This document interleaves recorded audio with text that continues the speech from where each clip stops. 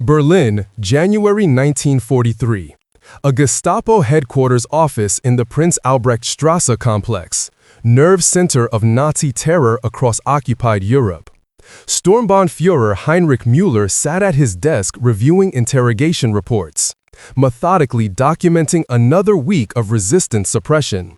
43 arrests, 17 executions, 12 agents turned into double operatives. Efficient work. His secretary knocked and entered carrying a small package wrapped in brown paper. Herr Sturmbannführer, this arrived in today's mail. Müller smiled, a rare expression for a man whose job was breaking human beings. His brother knew his weakness, Swiss chocolate, increasingly scarce as the war dragged on. He unwrapped the package carefully. Inside lay a chocolate bar, still in its original foil wrapper, looking absolutely authentic. Dark chocolate, high quality, exactly the type his brother would send. He broke off a square, savoring the anticipation. 4 years into war, such luxuries were precious. He placed the chocolate in his mouth, let it melt on his tongue, closed his eyes briefly to enjoy the taste. It was perfect. Real chocolate, genuine Swiss quality. He broke off another square, then paused. Something felt slightly odd about the bar's weight distribution, heavier on one end than seemed natural for chocolate. Müller's counterintelligence training kicked in. He set the bar down, examined it more closely under his desk lamp. The foil wrapper looked authentic, but there, just barely visible, a tiny seam that shouldn't exist in commercial chocolate packaging. His hand moved toward the telephone to call bomb disposal, but he never reached it.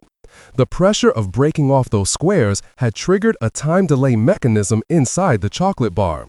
The explosive charge, approximately 70 grams of plastic explosive molded to look exactly like chocolate, detonated.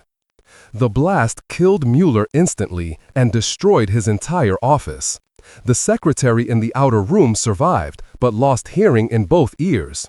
Windows shattered throughout the building, and German counterintelligence suddenly realized they faced a new threat. The British had weaponized food itself.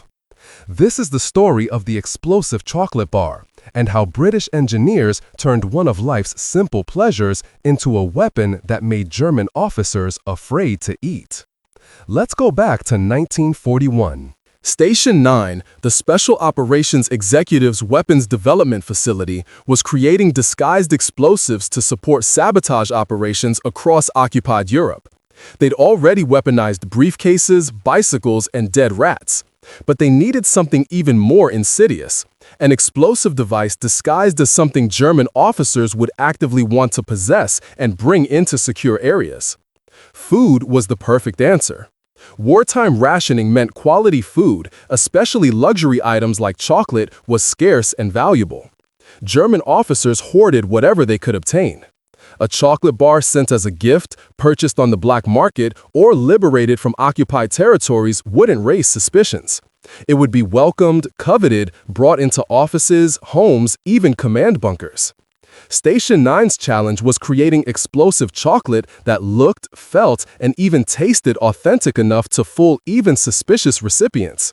The chocolate had to survive handling, temperature variations, and cursory inspection. The explosive charge had to be powerful enough to kill or severely injure the target while remaining undetectable until the moment of detonation. The engineering team studied commercial chocolate manufacturing, analyzed popular European chocolate brands, and experimented with explosive compounds that could be molded and shaped to mimic chocolate's appearance and texture. They consulted with food chemists, examined chocolate bar construction under microscopes, and tested countless prototypes. The result was extraordinary. Chocolate bars that looked, felt, and initially even tasted authentic, but contained high explosives designed to kill whoever opened them. The explosive was molded into chocolate bar shapes, covered with a thin layer of real chocolate for authenticity, wrapped in genuine commercial packaging, and fitted with various trigger mechanisms depending on operational requirements. Station 9 produced several variants, pressure-triggered versions that detonated when the bar was broken, time delay versions that exploded minutes or hours after unwrapping, and even remote detonation versions for specialized operations. Distribution to resistance networks and SOE agents began in 1942, and explosive chocolate bars started appearing throughout occupied Europe. The Germans called them Schokoladenbomben, chocolate bombs, and they created paranoia that extended far beyond the actual devices deployed. Because if chocolate could be a bomb, what else could kill you? Coffee? Cigarettes? Wine? The psychological impact of weaponized food was profound. Creating convincing, explosive chocolate required solving problems that seemed almost comical until you considered the deadly purpose. The chocolate had to look right, feel right, even smell right. Any discrepancy could alert suspicious German officers to examine it more closely, potentially discovering the explosive before detonation. Station 9 started with real chocolate bars. Engineers studied popular European brands, Swiss chocolate, Belgian chocolate, German military-issue chocolate, analyzing dimensions, weight, wrapper design, and construction. They needed to replicate these characteristics exactly while hiding substantial explosive charges inside.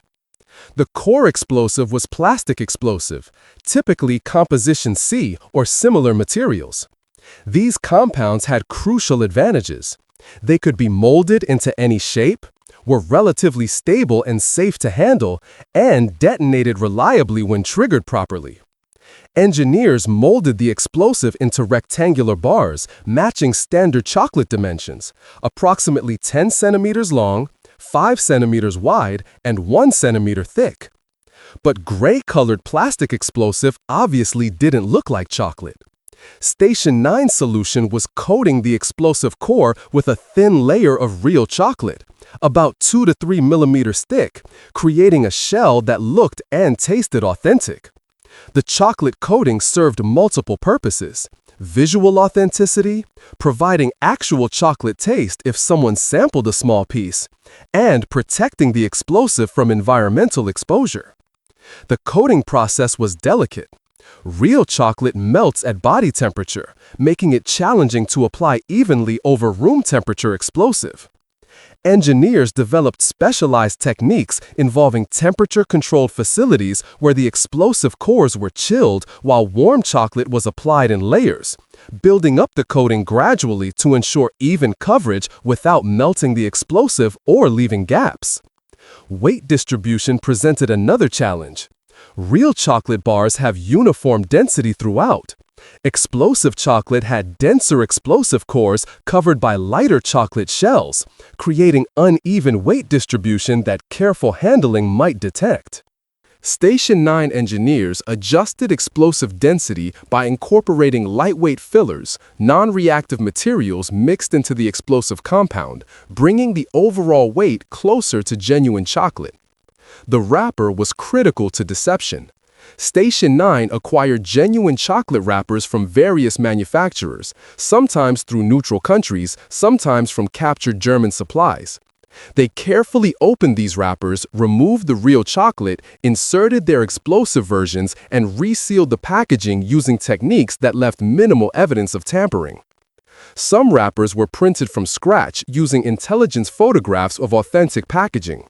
British printing experts created nearly perfect replicas of Swiss, Belgian, and German chocolate wrappers, complete with correct fonts, logos, colors, and even deliberately including the small printing imperfections that gave authentic commercial packaging its characteristic look. Trigger mechanisms varied by operational requirements. The simplest version used pressure triggers. Breaking the chocolate bar activated a mechanical switch that fired the detonator. The mechanism was simple. A thin metal strip ran through the explosive core. Snapping the bar bent the strip, bringing two contacts together, completing an electrical circuit that detonated the charge. Time delay triggers offered more sophisticated options. These used chemical fuses similar to those in pencil time delay detonators. Opening the wrapper broke a capsule containing corrosive acid. The acid slowly ate through a restraining wire. When the wire corroded through, a spring-loaded striker hit the detonator. Delay times ranged from minutes to hours depending on acid strength and wire thickness. The most advanced versions incorporated remote detonation capabilities. Small radio receivers hidden in the chocolate that would trigger when receiving specific radio signals. These were rare due to complexity and size constraints, but allowed resistance networks to control detonation timing precisely, waiting until the target was definitely present before triggering the explosion. Station 9 also experimented with variant designs beyond standard bars. Chocolate coins, popular in Europe, could be made explosive. Chocolate-covered cherries could hide detonators. Even boxes of assorted chocolates could be weaponized, with specific pieces containing explosives while others were genuine chocolate, making the box seem authentic even if recipients ate several pieces before encountering the deadly one. Testing procedures were extensive and occasionally darkly amusing. Engineers tested whether explosive chocolate could survive postal transit without detonating prematurely. They subjected samples to temperature variations simulating European weather. They conducted taste tests. Volunteers would sample the chocolate coating to verify it tasted sufficiently authentic. And they tested blast effects, documenting the lethal radius and shrapnel patterns. Production numbers remain partially classified, but estimates suggest several thousand explosive chocolate bars were manufactured during the war. These weren't mass-produced. Each required careful hand assembly. Skilled technicians working in Station 9 facilities would spend hours per device, ensuring every detail was perfect. Getting explosive chocolate into enemy hands required creativity and understanding of German behavior patterns. Station 9 and SOE planners developed multiple deployment methods optimized for different scenarios and targets. Direct mail was surprisingly effective. Resistance networks would mail explosive chocolate bars to German officers, disguised as gifts from family members or friends. The packages included forged letters. "Your brother Klaus sends his regards," or "Thought you'd enjoy this, remember our time in Vienna," creating believable contexts that encouraged recipients to lower their guard. German military mail systems were relatively secure, but not impervious. Resistance members working in postal facilities could intercept legitimate packages, replace contents with explosive chocolate, and reseal them convincingly. The recipient would receive a package with correct return address, proper postage, and familiar handwriting on the letter inside, everything suggesting authenticity. Black market operations provided another distribution channel. Resistance fighters would sell explosive chocolate bars through black market networks that German soldiers and officers frequented. Chocolate scarcity made it a valuable commodity. German officers willing to pay inflated prices for luxury goods rarely questioned the source too carefully. Some explosive chocolate entered German hands through simple commercial transactions, paid for with German money. Strategic placement in locations German officers frequented proved effective. Resistance operatives working as cleaning staff, waiters, or clerks in German-occupied buildings would leave chocolate bars in offices, lounges, or mess halls. A chocolate bar forgotten on a desk or left in a drawer would often be taken by whoever found it, finders keepers in the morality of wartime scarcity. Assassination operations sometimes used explosive chocolate for specific targets. SOE agents would research their target's habits and preferences, then engineer situations where the target would receive chocolate.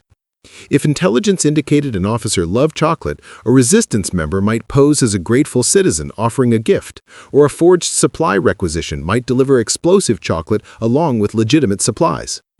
French resistance networks became particularly adept at explosive chocolate deployment. The Maquis in southern France used them extensively, targeting Vichy collaborators and German occupation forces. One documented operation involved explosive chocolate placed in a German officers' club in Lyon. 3 officers were killed when one broke open a bar at a social gathering. The explosion created chaos that allowed resistance fighters to escape in the confusion. Belgian resistance used explosive chocolate in counterintelligence operations. They'd identify suspected collaborators or German informants, then ensure those individuals receive chocolate bars. Whether the targets were killed or merely frightened when chocolate bars detonated, the operations disrupted German intelligence networks and created paranoia among collaborators. The psychological impact extended far beyond actual casualties. German security bulletins warned about weaponized food, but the warnings were necessarily vague. Describe the threat too specifically, and you provide instructions for resistance fighters. Vague warnings created generalized fear. German officers became suspicious of all food gifts, particularly luxury items that seemed too good to be true. Some German units implemented policies prohibiting acceptance of food gifts from any source outside official supply channels. This was impractical to enforce and degraded morale. Soldiers resented being forbidden from accepting packages from family or purchasing supplemental food on local markets. The policy created tension between security needs and human desires for comfort in wartime. German counterintelligence attempted to identify explosive chocolate through various methods. Some facilities established food testing protocols where suspicious items would be X-rayed or subjected to chemical tests. But these measures were resource-intensive and couldn't be applied universally. Most food still entered German facilities without rigorous screening.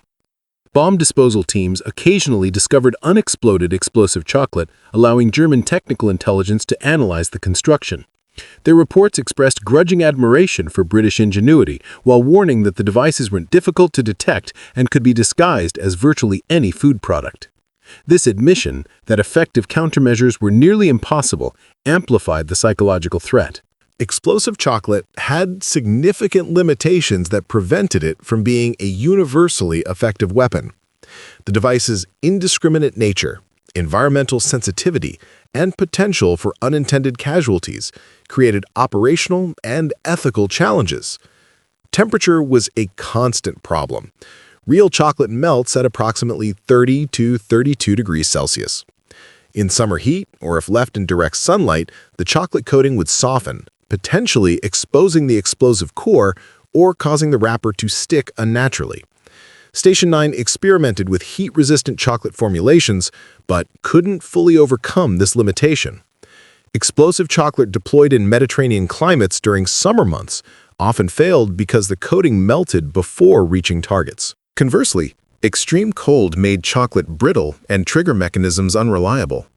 Explosive chocolate stored in unheated warehouses during winter sometimes shattered when handled, either exposing the explosive or damaging trigger mechanisms.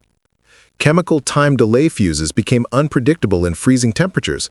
Some accelerated unexpectedly, others failed to function at all. The indiscriminate nature created ethical dilemmas. Explosive chocolate couldn't distinguish between intended targets and innocent recipients. If a German officer shared chocolate with subordinates or family members, the explosion would kill or injure everyone present.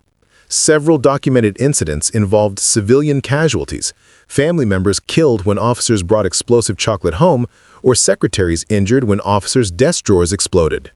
Resistance networks grappled with these moral complexities. Some groups refused to use explosive chocolate, arguing that the potential for civilian casualties was unacceptable. Others rationalized that all warfare involves collateral damage and that the strategic value justified the risks. These internal debates reflected broader questions about resistance warfare ethics. Quality control variations created reliability problems. Devices manufactured by different facilities or technicians had inconsistent performance. Some explosive chocolate detonated prematurely, killing resistance members during deployment. Others failed to detonate at all when triggered, surviving as unexploded ordnance that occasionally killed people years after the war ended. German security forces who discovered explosive chocolate could turn the weapon against its creators. Several documented cases exist of Germans using captured explosive chocolate in false flag operations, providing it to suspected resistance members to identify networks, or using it to assassinate individuals the Germans wanted eliminated while blaming resistance organizations. The psychological burden on resistance members who deployed explosive chocolate was significant. Unlike shooting an enemy soldier in combat, using explosive chocolate meant potentially killing someone distant in time and space from the deployment. You'd never know when or where the device detonated, who died, whether the target was the intended victim or some innocent person. This uncertainty created moral ambiguity that troubled some operators. Post-war clearance became complicated. Unlike conventional explosives with obvious warning signs, unexploded chocolate looked like old food, something to be thrown away rather than treated as potential ordnance. Several post-war casualties occurred when people handling old wartime supplies encountered explosive chocolate that still functioned decades later. The broader impact on food security and trust had lasting consequences. Germans who survived the war often maintained lifelong suspicion of food gifts and unexpected treats. Some developed compulsive food-checking behaviors, examining everything they ate for signs of tampering. The psychological scars of weaponized food persisted long after the physical danger passed. After 1945, explosive chocolate and similar food concepts influenced Cold War-era assassination techniques and modern security thinking about concealed threats in everyday objects. Soviet intelligence services studied captured explosive chocolate examples, developing their own variants for operations against Western targets and internal dissidents.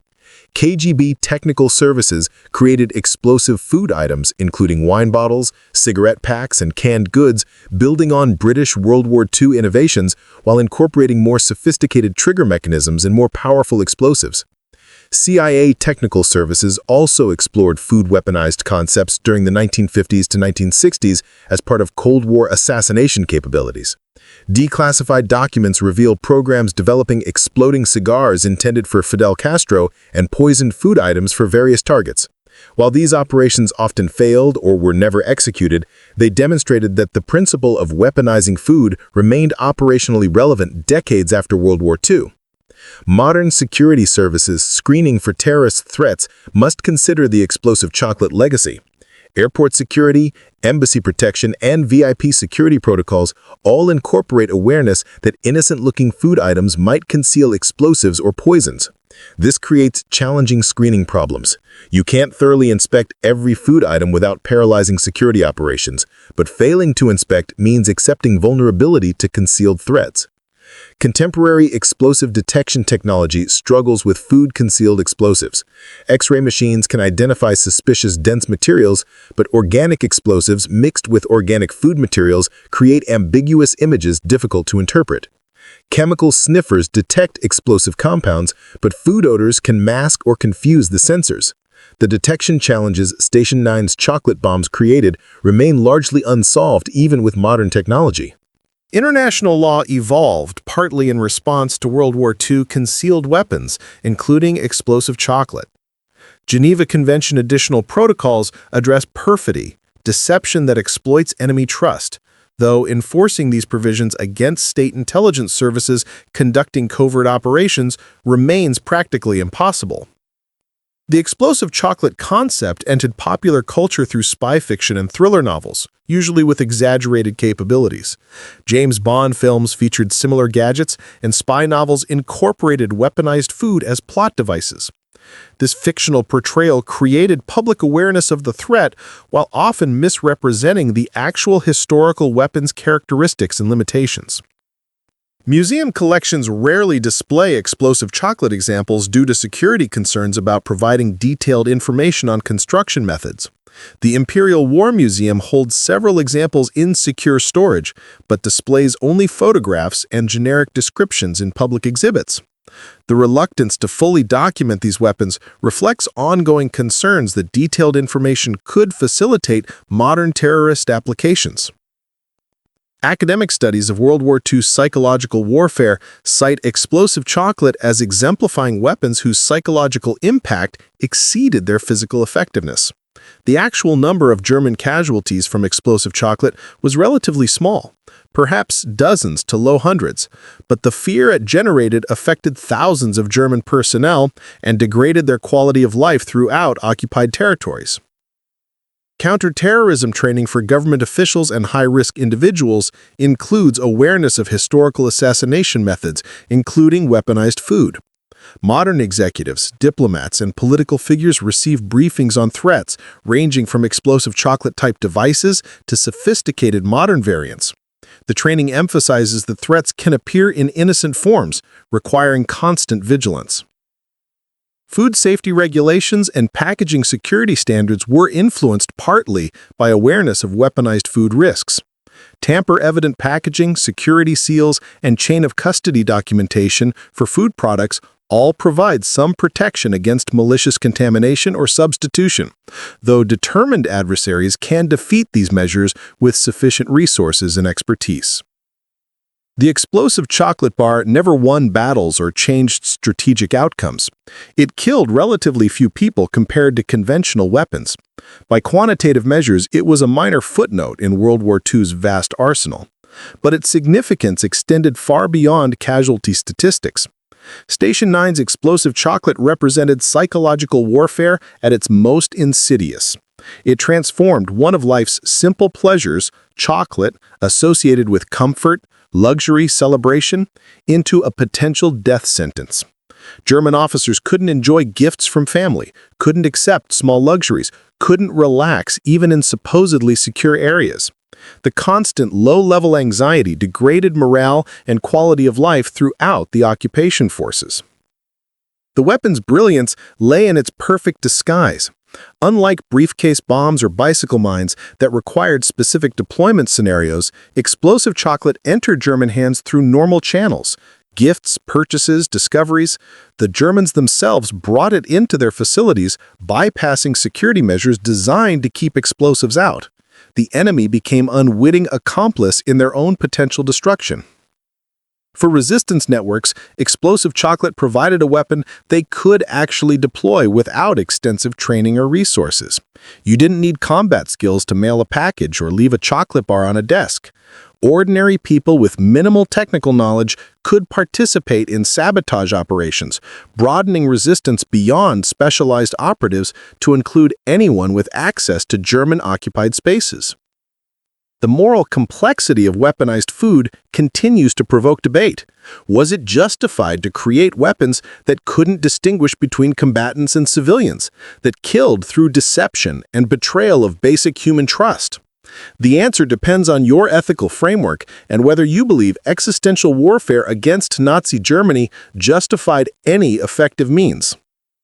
Station 9's engineers created something that remains unsettling decades later, not because it was particularly deadly in absolute terms, but because it demonstrated that anything could be weaponized, that no object was safe, that trust itself could be weaponized. These are uncomfortable truths about warfare's nature. So, why did this British explosive chocolate bar blow up Nazi officers' desks? Because British engineers understood that the most effective weapons don't always look dangerous. Because resistance fighters needed tools that could penetrate German security through deception rather than force. Because sometimes the deadliest threats come in the most appealing packages. The Germans learned to fear chocolate, absurd on its surface, but psychologically devastating in practice. When your morning coffee, your evening cigarette, your small luxuries all become potential threats, you're living in constant low-level fear that accumulates to strategic liability. That was the explosive chocolate's true purpose, not primarily to kill, though it did that, but to create an environment where German officers couldn't relax, couldn't trust, couldn't enjoy even small pleasures without wondering if today's treat would be tomorrow's death. And in that mission, the explosive chocolate succeeded perfectly. Sweet, tempting, deadly, hidden in plain sight, waiting patiently for someone to take that first fatal bite. From explosive chocolate to umbrella weapons to tire bursters, World War II weapons reveals how Britain turned everyday objects into deadly weapons. Subscribe now for more incredible stories of innovation and deception that changed history. The next weapon might be hiding in something even more innocent.